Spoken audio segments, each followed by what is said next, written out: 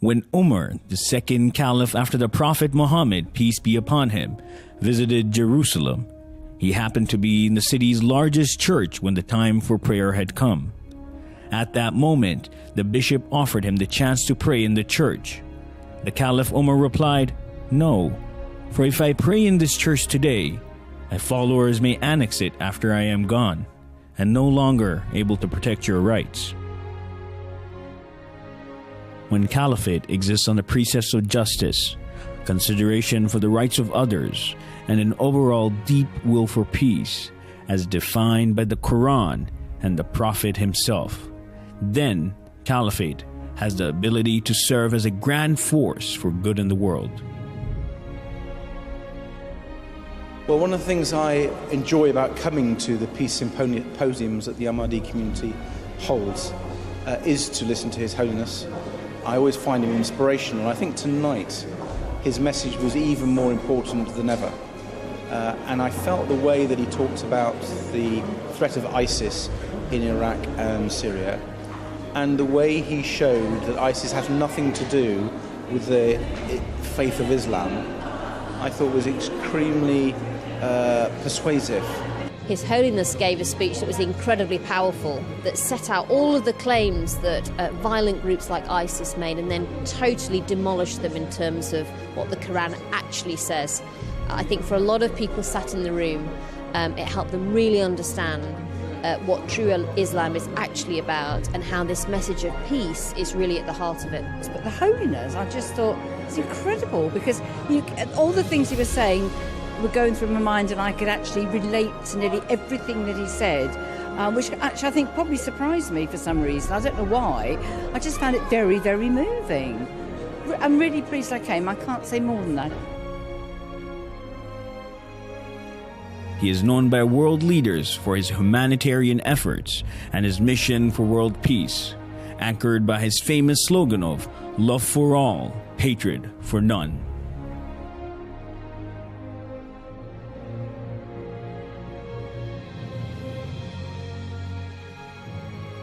He has traveled extensively to spread the message of peace and to remind everyone to respect the rights of other human beings.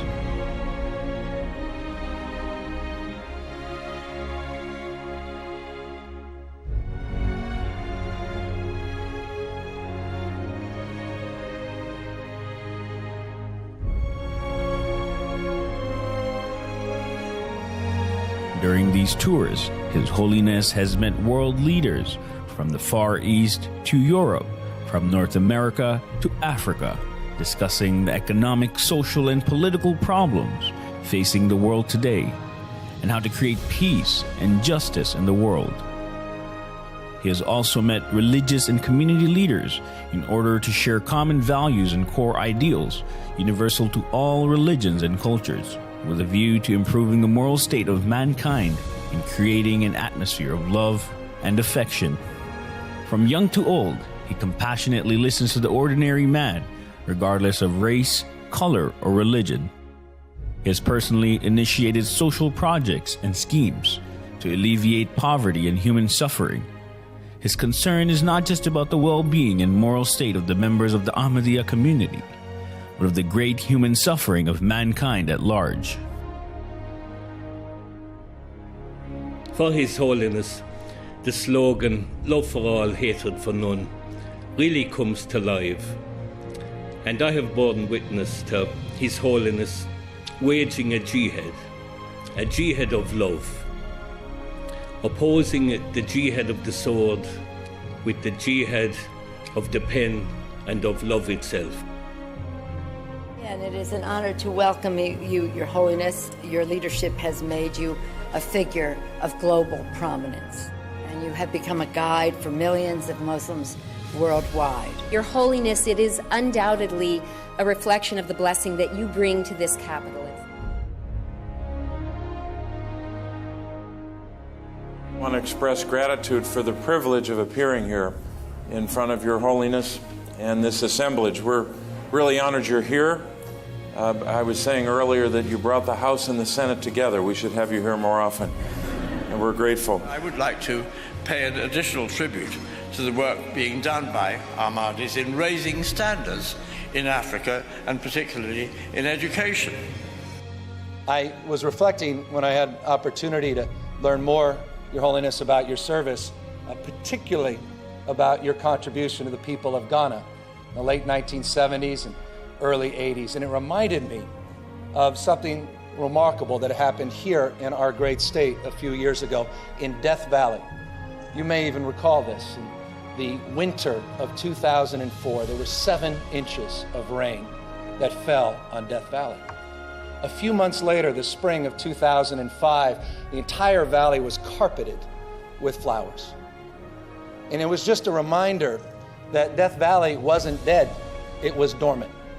It was waiting for the seeds of possibility to be sown. And I think about, Your Holiness, the extraordinary work you did in Ghana, particularly your agricultural commitment, bringing wheat to the people of Ghana. It had never been done in the history of that country. You sowed the seeds of possibility, and it's a reminder to all of us as we deal with the issue of ignorance and poverty and disease, as you have committed your life to, that when the right conditions come along, success is irreversible. It's inevitable. Success simply will find its way. For all the events you go to, you will seldom see the golden key presented. Today you will see the golden key presented to you, Your Holiness. I've seen 4 keys to the city given out in my 12 years as a city council member, and this is a very special honor indeed that is reserved for the most special of visitors. This hand shook the hand of His Holiness. I was just thrilled. Today, this man, Mirza Masrur Ahmed, worldwide head of the Ahmadiyya Muslim community, is the Caliph of Islam.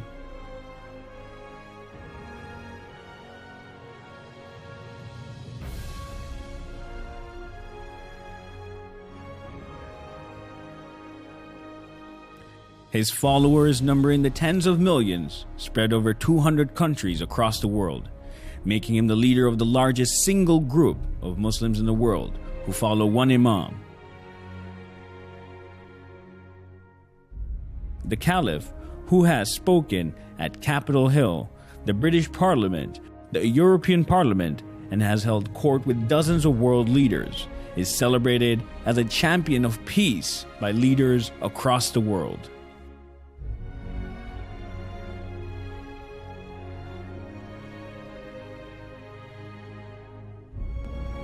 In this we are allied with His Holiness, a courageous champion of religious freedom and of peace. We especially applaud the Kalifat for denouncing those who pervert faith by claiming it as a justification for violence. However we define God, it is wrong to kill in His name. Today, when we, the Ahmadiyya Muslim Jamaat, raise the slogan of love for all and hatred for none as a means to establish global peace, we do so directly in fulfillment of the teachings of the Holy Quran and the practice of the Holy Prophet, peace and blessing of Allah be upon him.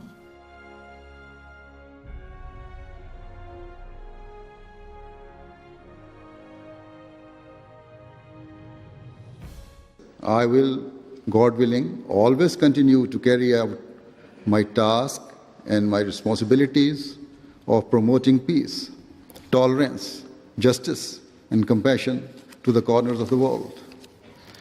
I will continue to tell all people that in order to be relieved of the pain and suffering that we face today, we must adopt true justice and equality.